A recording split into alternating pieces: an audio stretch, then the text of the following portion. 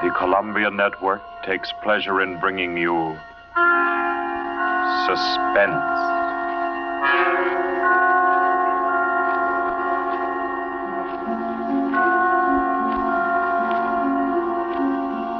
Suspense. Stories from the world's great literature of pure excitement. A new series frankly dedicated to your horrification and entertainment. Week by week, from the pick of new material, from the pages of best-selling novels, from the theater of Broadway and London, and the sound stages of Hollywood, will parade the most remarkable figures ever known. CBS gives you Suspense.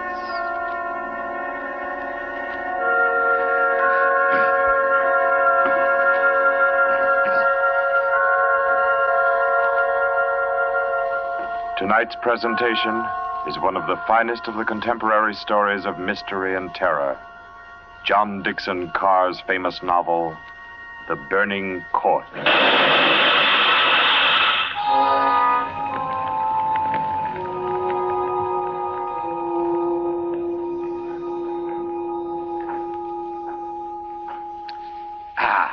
A glass of sherry by the fireside of a beautiful suburban home. What could be more comforting? You're an admirable host, Mr. Depard, and it's really a shame our first meeting is under such a cloud. It's also a shame I have so little time to tell you which one of your guests here murdered your uncle last week.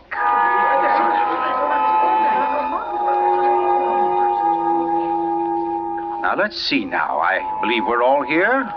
Your wife, your friend, Mr. Stevens, Captain Brennan. Yes, and incidentally, yourself. Just who did you say you were? Well, no wonder you've had so much difficulty with the case, Captain. My name is Cross, Godin Cross, the writer.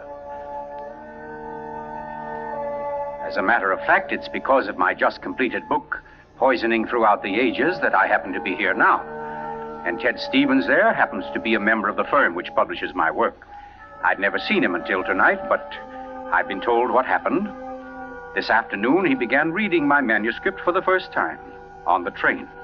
The commuter's train, which every afternoon deposits him safely and soundly here in Crispin.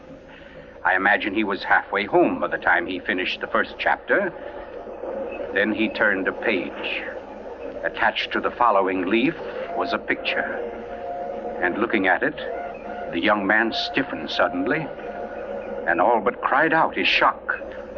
It was a picture of a young woman, and under it had been printed, famous poisoner Marie Dobré, 1676. Ted Stevens was looking at a picture of his own wife.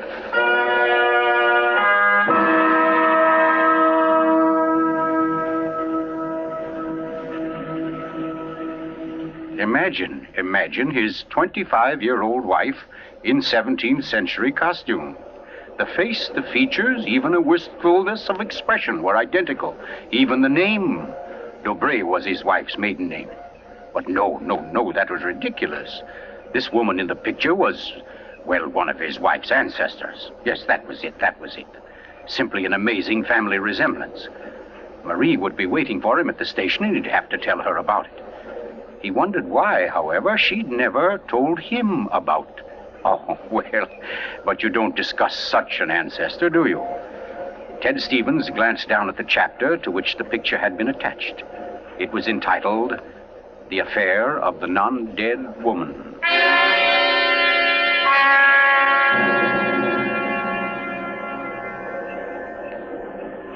Hello, Ted. Stevens was almost jolted from his seat. It was Dr. Weldon, professor of English at the college, an old friend of his. Quickly, he thrust the picture beneath the manuscript and moved over. Hi, I didn't see you, Doc. Oh, here, have a seat. Oh, I thought maybe you were giving me the, what do they call it? The brush off? Oh, no, say, as a matter of fact, Doc, you're the one man I do want to see. Yeah? Very flattering. Remember those discussions we used to have about murders? Better than bridge anytime. Well, I got the idea that you'd made sort of a hobby out of the old cases, the historical ones. Well, I've studied quite a number of them, yes. Ever hear of a woman named Marie Dobray. Marie Dubray? Marie Dubray. Oh, yes. That was her maiden name, of course. One of the finest specialists in arsenic poisoning you could ever hope to find. Oh, we're almost at our station, Ted. Let's get to the door. Yes, a real charmer Marie was. Must have disposed of 100 husbands, lovers, suitors, and just plain friends before she was caught. What happened to her, Doc? She was beheaded and burned. Crispin!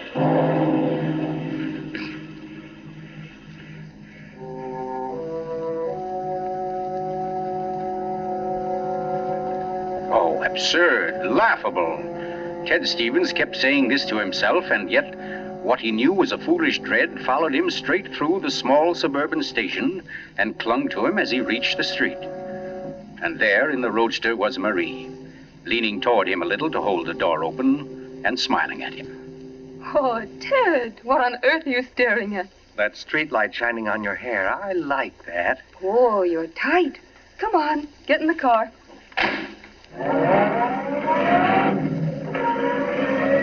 Then, like a wisp of smoke, it was gone. The whole ridiculous fear, the delusion.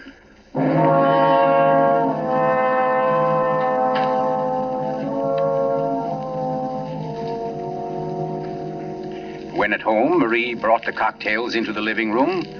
The logs were burning brightly in the fireplace, throwing a soft, dancing glow upon a room that was darkening with dusk.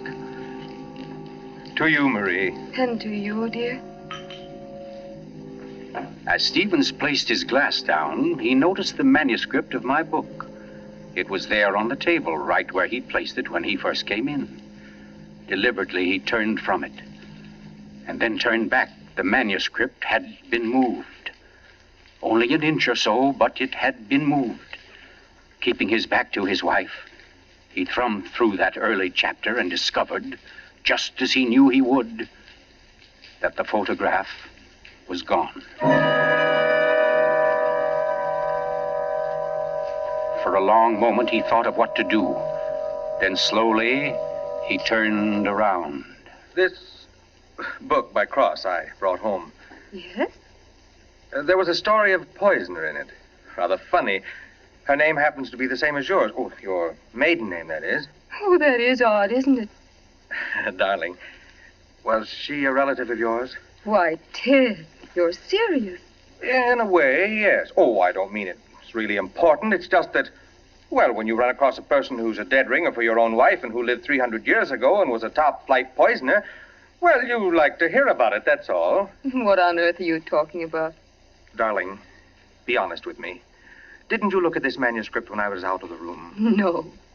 You didn't take out a picture of a poisoner named Marie Dobray? I most certainly did not. Oh, Ted, what is this all about? What are you getting at? Oh, just this. Somebody took that picture out of that manuscript since I'd been home. Now, who's that? Well, I'll take a look. But I don't feel like... Why, it's Mark Depart. Mark? Ted, wait a second. Yes? Ted, whatever it is he wants, promise you won't do it. Promise I won't do I it? mean, promise you won't get yourself involved. Please, Ted, don't go out tonight. Say, what in the world is... Well, anyway, we can't let him stay outside. Mark, how are you? Come on in. Thanks, Ted. Just thinking about giving you a call later. Oh, let me have your hat. Oh, thanks.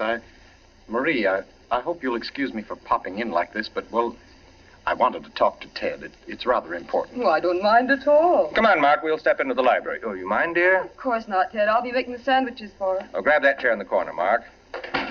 Well, let's hear it. What's the trouble? Ted, my Uncle Miles was murdered. Murdered? Oh, the talk hasn't reached you yet, but it's already started. Nothing definite, of course, just that there was something wrong about Uncle Miles' death. But I don't... Mark, are you sure of this? You know he was murdered? I don't know. Of course I don't. I just don't see how it could be any other way. Uncle Miles, you know, had been sick for quite a while, but last Saturday he seemed so much better that Miss Corbett, that was his nurse, decided to take the day off. And, oh, well, you know all this. You and Marie were over that afternoon. Anyway, Lucy and I went to the club that night, to that masquerade party, and, we left the old boy completely alone. I've cursed myself 1,000 times since. But what about your housekeeper, Mrs., what's her name? Henderson. Wasn't she around? Oh, sure. In that little house out in back. We told her to look in now and then, but, well, that wasn't good enough. It was after midnight when Lucy and I got back. Uncle Miles was dying. Ted, it looked exactly like one of his regular attacks, but then later, after he was gone, I happened to glance under the chest of drawers in his room. There was a small silver cup under there, almost drained, and Uncle Miles' cat. The cat was still warm, but quite dead. Oh. I managed to get the cat out of the house and buried without anyone seeing me. Next day, I had the contents of the cup analyzed. It was poison? Yes. Arsenic. Well, what do you want me to do? Help me open the crypt. What? I want to have a private autopsy performed. Help me get Uncle Miles' body out of that vault. Oh, I know it's a tough job. The thing is sealed solid, but we can do it. You mean without the police knowing about it? Without anybody knowing about it. Mrs. Henderson's visiting her sister, and I managed to send Lucy over to the club. You must be crazy. You're playing with dynamite, Mark.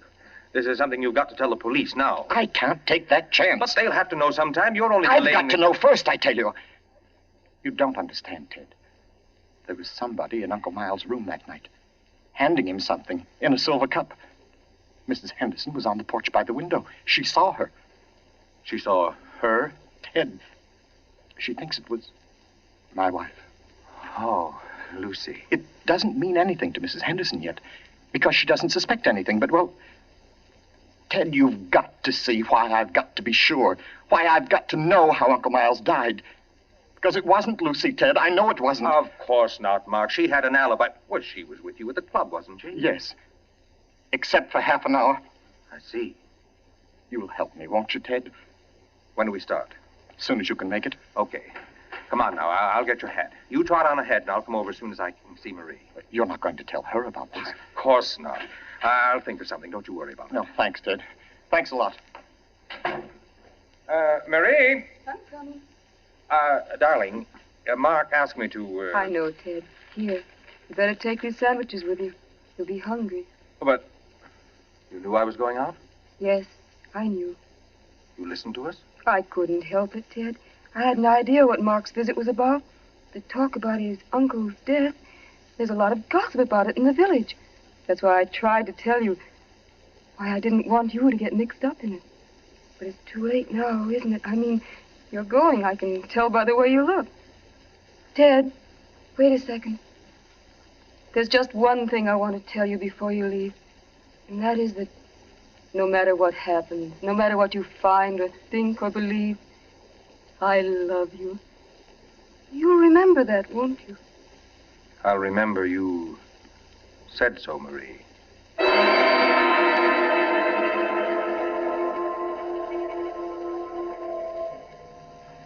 By the light of a dim kerosene lantern, Mark and Chet Stevens pounded their way through the thick shelf of rock that covered the Depar's ancestral tomb, pried open the great slab of stone which lay across the subterranean door, and then at last descended to the dank, ink-black chamber. They found the coffin. They dragged it from its crypt and placed it on the cold stone floor. They unclamped the lid and opened it. Mark! It's empty. What? That's impossible. It can't be. But it is, Mark. You know what this means? That body wasn't in this coffin when it was placed here. I'll swear it was, Ted. From the time that coffin was closed on Uncle Miles, somebody, the undertaker or Lucy or me, somebody was with it until it was buried. And the crypt was sealed right after. Then somebody beat us to it. Somebody's broken in here ahead of us. Broken in? Listen, Ted. Lucy and I have hardly left the house since the funeral. Do you think anybody could break in here, smash through that stone and cement without our seeing them or without our hearing them? Well... What? Well, you might as well come on out then. What? Who was that? Me, Mr. Depard, up here. My name's Captain Brennan. I'm from the office of the Commissioner of Police. From the... Like to talk to you if you don't mind, Mr. Depard. Here, follow my flashlight up. But I don't understand. How did you... How did you know about this? By listening, mainly. You mind if we go up to your house, Mr. Depart? Why, no. Not at all. Oh, thank you. Oh, Freddie. Look here, Captain, Freddie, this is Mr. Depart, Lieutenant Gray. Glad to know you, Mr. Depart. And Mr. Ted Stevens, isn't it? Well, how did you know my name? Very simple. I got the names of everybody who was here at the Departs the day the old man died. You and your wife were included. Oh, here we are. But I don't... Captain, who gave you those names? Why, your housekeeper, of course. Mrs. Henderson? You didn't think Mrs. Henderson saw the dead cat, did you, Mr. Depart? But she did. She also saw you bury it. And we've been interested in the case ever since. Well, nice place you have here, Mr. Depart. Now, let's see. According to Mrs. Henderson, your wife was wearing some kind of a masquerade costume that night. What kind of a thing was it? Well, it was a... Oh, there, you can see it. It was copied from the dress in that old painting over there. Oh, yes. Funny, where's the woman's face? It's always been that way, long as I can remember. Somebody must have thrown acid on it or something. Can't blame them much. She was a poisoner. A poisoner? Yes. The story goes that one of my ancestors was responsible for her execution. Marie Dobray, her name was. Oh, yes, I've read about her. Learned all her poison tricks from one of her lovers, guy by the name of Godin Saint Croix. Godin Saint... Oh, yes, Mr. Stevens. We cops read now and then. Did you say Godin Saint Croix? That's French. We call it cross. Ha! Absolutely no limit to a cop's education, is there?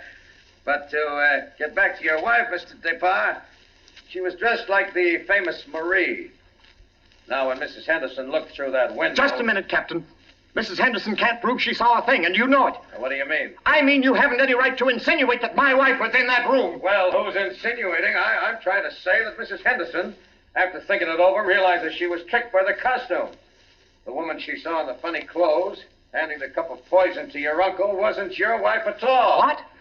Because your wife is an unusually tall young woman.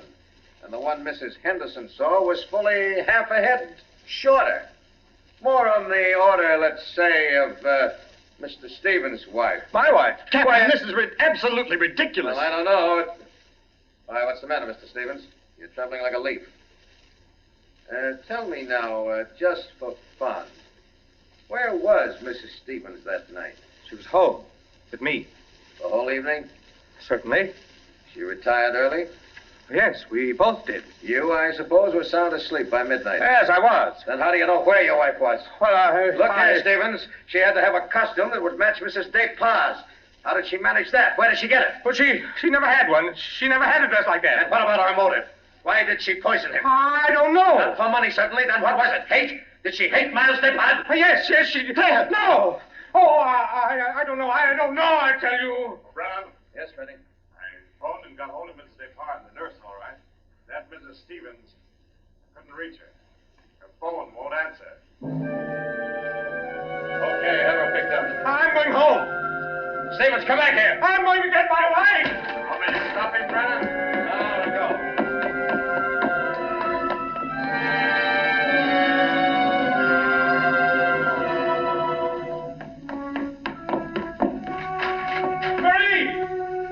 Marie, where are you? It's Ted. Marie, what have you done? Maria. Oh, good evening. who are you? My name is Cross, Godin Cross. Cross. Where's my wife? What have you done to her? You fiend, what have you done to my wife? Why, nothing at all, young man. Here, sit down. You're lying. Something's happened to her. The police just phoned. There wasn't an answer. Why are you here? Why am I here? Well, because your wife, reading my chapter on the Dobrays, realized I knew more about the family than even she did. Because she found my phone number on the front cover of the manuscript. And because I know an exceptional case when I hear one. Does that answer your question? No, and you know it doesn't. Can't you see I've got to know whether... Yeah, I see. Whether your wife is that Marie Dobray, who was burnt. Burnt by order of the High Tribunal for all poison cases. The burning court of France. Witchcraft, black magic. The world across the threshold. You're quite sure, no doubt, also, that I'm Godin Saint Croix, who first wooed her. No, my boy. No, my real name happens to be, of all things, Tom Simpson. Most unsuitable for a distinguished writing career. And Marie Dobray is no more your wife's real name than mine is Godin Cross. What? Your esteemed wife was an adopted child, Mr. Stevens, adopted by people in Canada named Dobray, remote members of the real family of poisoners. I can't believe it.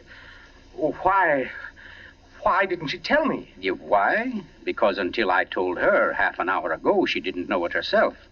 You see, in the course of my research on the family, I found out about it. And in the course of talking with your wife, I found out something else. How for years she was haunted by the fear that she might be a poisoner by inheritance, by blood. And you can see, can't you, why she never talked about it, her past to you? Yes. And yet, Mr. Stevens, you had all but made her forget that past. You. And that's why she was willing to lie, to steal a picture, do anything, in order to hold you to her. Yes, I see that now. You know, young man, I rather think she loves you. But as you will see, though, she comes only when I call her. Mrs. Stevens? You mean she's... Yes, Mr. Cross. Marie, it's you. You're all right? Oh, yes, dear. We're both all right now, and nothing can change it, ever. Marie, listen. Don't say Marie, dear.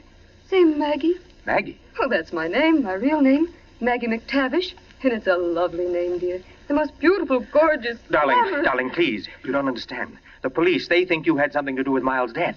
They think I did. So, now, Mr. Stevens, before we go back to the Depas, don't you think you'd better tell me everything that's been said and done up to date? Having just saved your wife's soul from the burning court, now I'll wrest her body from the electric chair.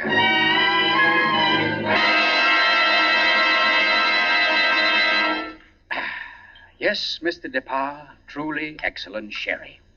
Don't you think so, Miss Corbett? Yes, it's very nice. Well, that, ladies and gentlemen, is how I happen to be here. So let us consider first that supernatural hocus pocus in the crypt. That body that walked out of the sealed tomb. That body that never was in the tomb. Never was in the tomb? No, Mr. Depas. The murderer knew that very soon Mrs. Henderson's story would bring about an investigation. He had to get rid of the well-known corpus delicti. Yes, but who could have kept the body out of the tomb? Who, Mr. Depas? Why, you, sir. What? I don't understand. Well, it's very simple. You had the opportunity. I believe you said yourself you were alone with the body before the burial. And you had the strength. I dare say you carried it down to the furnace, where it's now probably nothing but ashes. Ridiculous. Why would he spend an hour smashing into a crypt for a body he knew wasn't there? Why, Captain? To impress Mr. Stevens, his witness. And also, apparently, you. Oh, that's perfectly fantastic. Fantastic? Oh, no, Lucy. Just comic. And I suppose, Mr. Cross, that I also put on a woman's costume, went into my uncle's room and handed him a nice cup of arsenic. No. That had to be done by a woman. Your accomplice, as matter of fact. Oh, now, come. You mustn't all look at Mrs. Depas, because Mark Depas's one noble act was his frantic effort to prevent his wife from being charged with the crime.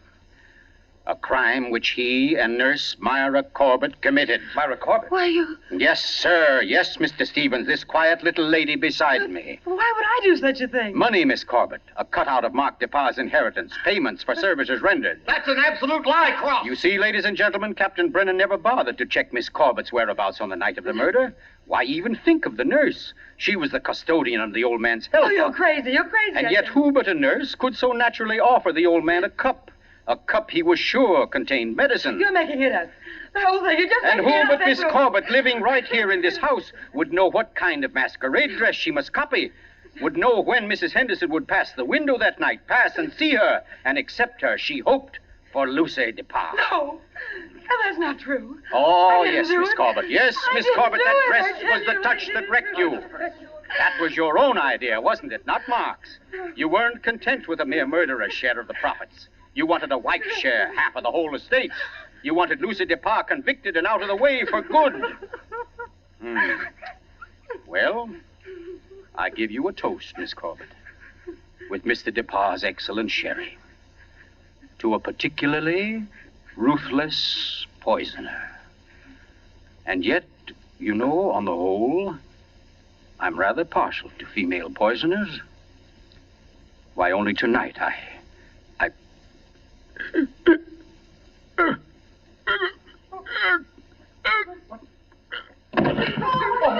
back here. Here, let me get to him. Mr. Cook! What's the matter, Brennan? This man's dead. Dead?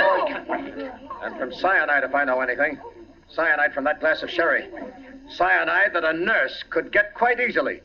That glass was right beside you, Miss Corbett, and nobody else was near it. Too bad he didn't drink it as soon as you hoped. A second ago, we had nobody to use against you. But we have now, Miss Corbett. We have now. And I arrest you for the murder of Gordon Cross.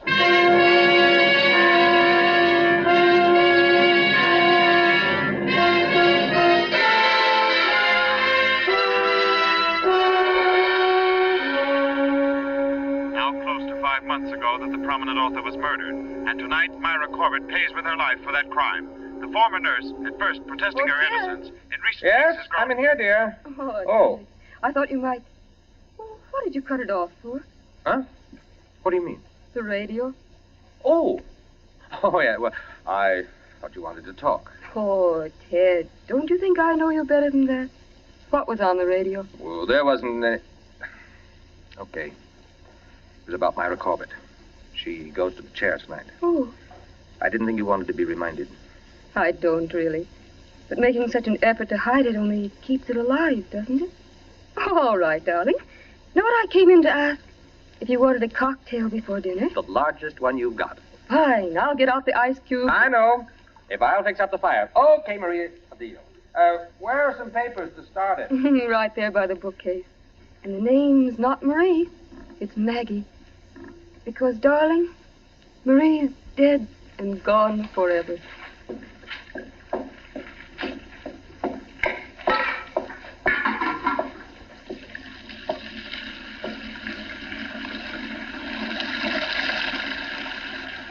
Oh, no, Marie. We're never dead. Neither of us. It was your hand that touched that glass. I know that now. And I could return the favor. But instead, I shall ask that you dispatch your husband. This one, like all the others. Now, just a little bit of poison in the drink, Marie. Any kind of a drink. What kind, Ted? Hmm?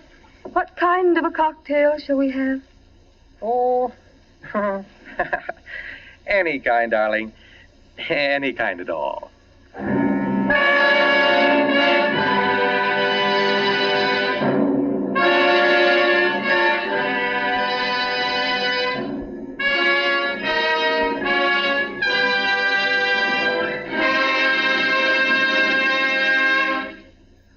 You've just heard The Burning Court from John Dixon Carr's famous novel, the first in Columbia's new series of outstanding classics and chills by world-famous authors. Tonight's play, ladies and gentlemen, has one rather special significance we think you'd like to know about. As you perhaps have heard, every fine comedian is said to cherish a secret desire to do an abrupt about-face. He pines for the part of a blackguard. Well, tonight you witness the fulfillment of one such desire. The role of that literary and quite infamous diehard, Gordon Cross, was portrayed by none other than Hollywood's expert provoker of laughs, Charlie Ruggles, here in New York for the world premiere of his latest screen success, Friendly Enemies. The role of Marie, well, that was enacted by a young lady who long ago won national acclaim as one of Broadway's most accomplished dramatic actresses, Miss Julie Hayden. Thank you, Charlie Ruggles and Miss Julie Hayden, for your splendid performances. The play tonight, as all plays in this series, was produced and directed by Charles Vander, written by Harold Medford and scored by Bernard Herrmann. Next week, we bring you an intensely exciting and moving drama, The Life of Nellie James. This is the Columbia Broadcasting System.